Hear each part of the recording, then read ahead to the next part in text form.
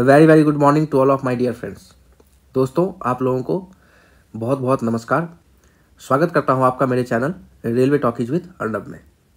दोस्तों, आज का जो ये हमारा अपडेट है 8th पे कमीशन को लेके आ रही है। इसमें क्या है फ्रेंड्स कि कुछ बड़े चेंजेज ऑन कार्ड्स हैं और ये क्या है और ये किस तरह से इम्पैक्ट करेंगी आपकी सैलरी स्ट्रक्चर को। तो ये दोस्तों आपको जानना as a responsible government employ, चाहे आप सेंट्रल हो या फिर स्टेट हो, ये आपको जानना बहुत ज़रूरी है। और क्योंकि पहले सेंट्रल 8th पे कमीशन यहाँ पे लागू हुआ है और इसी के रेफरेंस को लेकर बहुत सारे स्टेट्स भी अपने पे कमीशन लागू करते हैं। तो हर जगह इसका इम्पैक्ट पड़ेगा, क्योंकि जो चेंजेज आ रहे हैं दोस्तों, जो प्रपोजल आ रहे हैं वो न्यू फार्मूले में है। तो ये नया फार्मूला कहाँ है, क्या यूज होगा इसका, क्या चेंजेज आ रहे हैं, क्या इम्पैक्ट होगा सैलरी पे, ये हम लोग आज डिस्कस करेंगे। पीछे के जो सारे वीडियोस थे जो मैंने 8th पे कमीशन को लेकर डाले थे, जहाँ पे हमने 8th पे कमीशन का एक डिटेल खांचा बताया था आपको कि कैसे हमारी मिनिमम बेसिक सैलरी जो है, जैसे कि 7th पे कमीशन में 18,000 हुई थी। तो ये कैलकुलेशन एक्चुअली में होता कैसे है, कैसे इसका एकदम मैथमेटिकल कैलकुलेशन मैंने आपको टू दी पॉइंट बताया था। और उसके बाद हमने ये भी चर्चा किया था कि 8th पे कमीशन का जो गठन हुआ है उस पर भी चर्चा किया था। तो ये सारे वीडियोज़ के लिंक मैंने डिस्क्रिप्शन में डाल दिए हैं, आप चाहें तो देख सकते हैं। और जो नए चैनल को देख रहे हैं व्यूअर्स, वो आगे के सारे अपडेट्स के लिए चैनल को सब्सक्राइब कर लें। तो चलिए फ्रेंड्स, आज का जो हमारा मेन चीज़ है वो हम लोग देखते हैं कि देखिए फ्रेंड्स, यहाँ पे एक बार मैं आपको फिर से रिफ्रेश कर देता हूँ कि देखिए जैसे कि मान लीजिए 1 जनवरी 2026 इस डेट से लागू होना है 8th पे कमीशन। इसको लेके भी बहुत बड़ा बवाल उठा था अभी कुछ दिन पहले न्यूज़ में कि कहीं भी आपका जो TOR आया था, TOR में इस डेट की चर्चा नहीं की गई थी कि 8th पे कमीशन जो है 1 जनवरी 2026 से ही लागू होगा। मगर जहां तक मैं मानता हूं, ये बाय डिफ़ॉल्ट जो है 1 जनवरी 2026 से ही लागू होगा। और राज्यसभा में ये क्वेश्चन भी टेबुलेटेड होने वाला है आगे आने वाले सत्र में, यही आपको 2 दिसंबर को शायद। तो वहाँ पे हमारी फाइनेंस मिनिस्टर हैं, वो इसको ज़रूर क्लियरफाई कर देंगी। तो कोई दिक्कत नहीं है, 1 जनवरी 2026 से ही लागू होना है। बाकी जो और टर्म्स ऑफ रेफरेंसेज होते हैं उस पर चर्चा किया जाएगा राज्यसभा में या फिर लोकसभा में जो क्वेश्चंस उठेंगे। तो चलिए, ये तो ठीक है। मगर 8th पे कमीशन आपका 1 जनवरी 2026 से जब लागू होता है, तो मान लीजिए इस समय तक अभी आपका जो DA है 58% है, 58% है। अगर जनवरी वाले सत्र में अगर 2% और बढ़ता है जनवरी तक, तो ये आपको देखने को मिलेगा 60%। ये आपको देखने को मिलेगा 60%। तो यहाँ पे मान लो दोस्तों कि आपका जो बेसिक सैलरी है उसको अगर 1 माना जाए, ऐसे ही कैलकुलेशन होता है, तो इसके ऊपर आपका 0.6 यहाँ पे आप जोड़ दीजिए तो 1.6 आता है। अब क्या है फ्रेंड्स, जो मिनिमम बेसिक सैलरी कैलकुलेशन के लिए फैक्टर्स रिस्पॉन्सिबल है वो है आपका फिटमेंट फैक्टर। तो फिटमेंट फैक्टर कौन डिसाइड करती है फ्रेंड्स? सरकार डिसाइड करती है।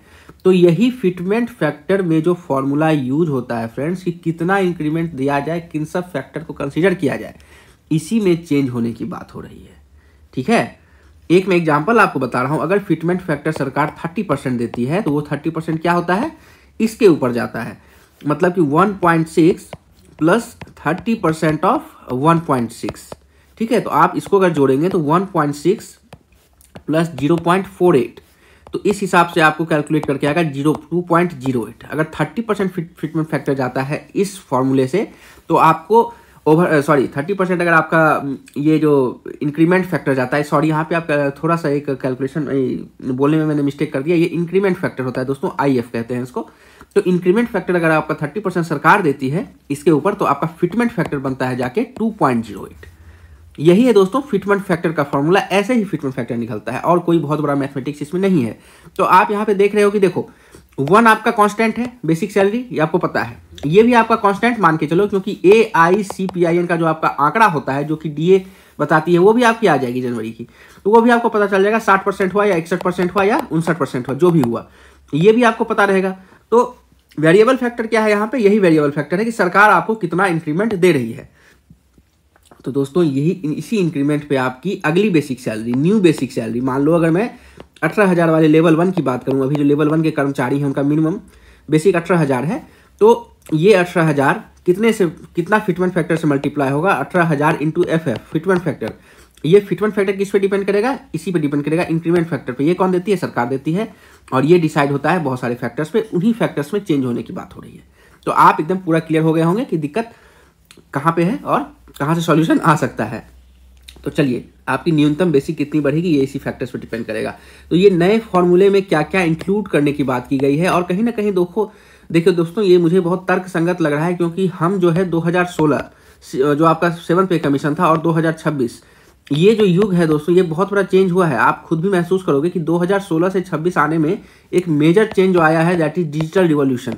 डिजिटल क्रांति आई है देश में, और हमारे जीने के ढंग बहुत तरीके से चेंज हुए। जैसे कि अब टीवी का कोई रिलेवेंस नहीं होता है ज़्यादा, हम लोग मोबाइल से ही सारा चीज़ OTT पे देख लेते हैं। डिश टीवी एंटीना का कॉन्सेप्ट भी चला गया है बहुत जगह पे।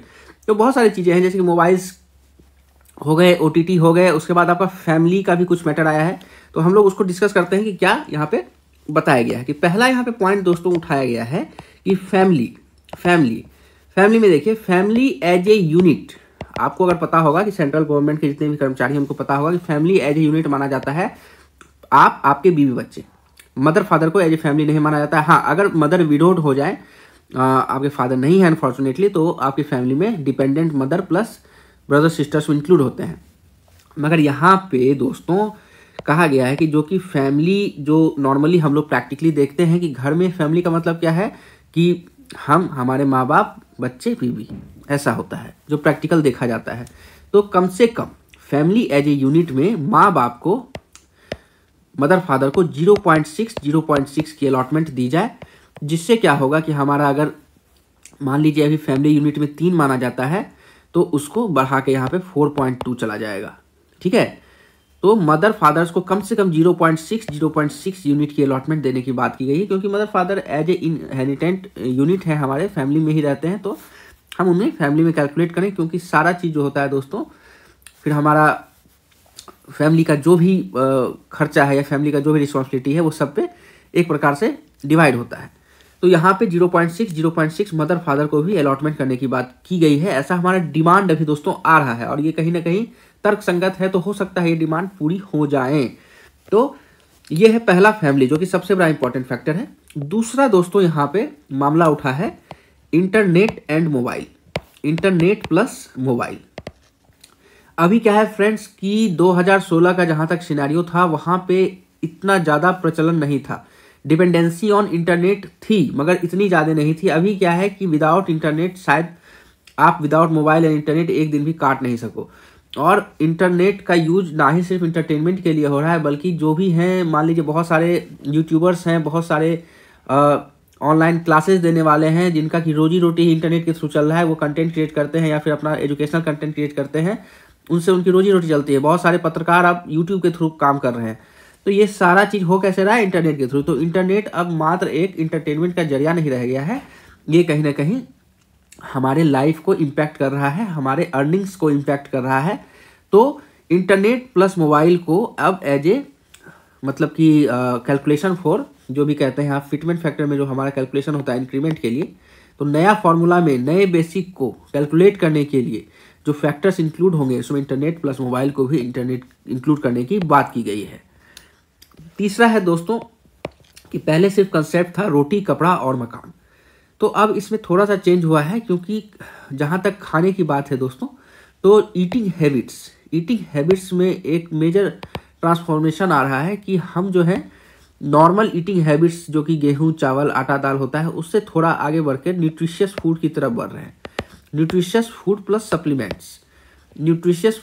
सप्लीमेंट्स, तो इनको भी इंक्लूड करने की बात कही गई है। चौथा है दोस्तों, जो भी कहते हैं आप कि इन वॉग का मतलब इन फैशन जो हमारा कपड़ा भी है, तो कपड़ों में भी एक जो हमारा अपकमिंग चेंजेज आते रहते हैं, वेस्टर्न्स हो या फिर जो भी आपके एथनिक वेयर्स हो, ये सब का प्रचलन बढ़ रहा है।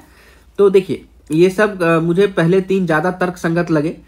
इन वॉग वाले ये मुझे ज़्यादा तर्कसंगत नहीं लग रहा है, क्योंकि शायद ही सरकार इस पे सोचे कि कपड़ों के लेकर, तो फिर भी इसको इंक्लूड करने की बात कही गई है। 5वां है आपका OTT पे डिपेंडेंसी पूरी तरह से बढ़ चुकी है। आपको पता ही है कि बहुत सारे वेब सीरीज आते हैं, बहुत सारे न्यूज़ चैनल्स हैं, बहुत सारे सीरियल्स हैं जो कि अब बस थ्रू OTT ही आ रहे हैं। अब उनका कोई भी प्रसार प्रचार जो भी चैनल्स के द्वारा होता था पहले, वो होना बंद हो चुका है। तो इनको भी इंक्लूड करने की बात की जा रही है। ये 5 मेजर डिमांड्स आ रहे हैं, जिसमें कि पहले 3 मुझे बहुत ज़्यादा तर्कसंगत लग रहे हैं और कहीं ना कहीं इंक्लूड होने के भी चांस हो सकते हैं। तो दोस्तों, अगर इनको इंक्लूड किया जाए तो आपके बेसिक सैलरी पे क्या फ़र्क पड़ेगा? तो देखिए, यहाँ पे मान लीजिए अगर मैं लेवल 1 की बात करूँ तो 18,000 जैसे इनका बेसिक सैलरी है, तो इंक्रीमेंट फैक्टर अगर इनके हिसाब से यहाँ पे बढ़ाया जाएगा तो कहीं ना कहीं फिटमेंट फैक्टर भी आपका बढ़ेगा। और 18,000 में जो फिटमेंट फैक्टर मल्टीप्लाई होता है, उसी से निकलता है आपका मिनिमम बेसिक सैलरी। अगर फिटमेंट फैक्टर आपका मान लीजिए 2.08, अगर पहले का कैलकुलेशन में एक मॉडरेट कैलकुलेशन लेके चल रहा था कि इससे ज़्यादा एक्सपेक्टेड नहीं लग रहा है, जो कि हो सकता है 2.5 तक भी जाए, मगर इन फैक्टर्स को कैलकुलेट करने के बाद जरूर 2.5 2.6 तक जा सकता है। तो उससे आपका जो है यहाँ पे अगर आप देखोगे तो जरूर 45,000 प्लस की नई मिनिमम बेसिक सैलरी बनने की पूरी उम्मीद रहेगी। तो कहीं ना कहीं ये अपडेट अच्छा है, सारे ही जो भी कर्मचारी गण हैं उनके लिए एक बहुत अच्छा अपडेट है, क्योंकि आपके लाइफ स्टाइल चेंजेज को आपके new basic fitment factor, increment factor में इंक्लूड करने की बात की जा रही है। तो आशा करते हैं कि दोस्तों आपको ये अपडेट अच्छा लगा होगा, और बस अच्छा लगने की बात नहीं है, आप इन 5 पॉइंट्स पे चर्चा करें, आप सोचें अगर आपका यहाँ पे राय क्या है, क्या ये डिमांड संगत, तर्क संगत है आपके हिसाब से या नहीं है, आप कमेंट्स में ज़रूर लिखें। आपके कमेंट्स को मैं पढ़ता हूँ और उस पर नियम जो भी आपके जो भी वैसा आपका अगर क्वेश्चंस टाइप का रहता है तो मैं जवाब भी देता हूँ। तो दोस्तों ज़रूर कमेंट कीजिए, और नए जो हैं व्यूअर्स वो चैनल को लाइक से सब्सक्राइब करना बिल्कुल मत भूलें। मिलते हैं किसी नेक्स्ट अपडेट में आपके साथ।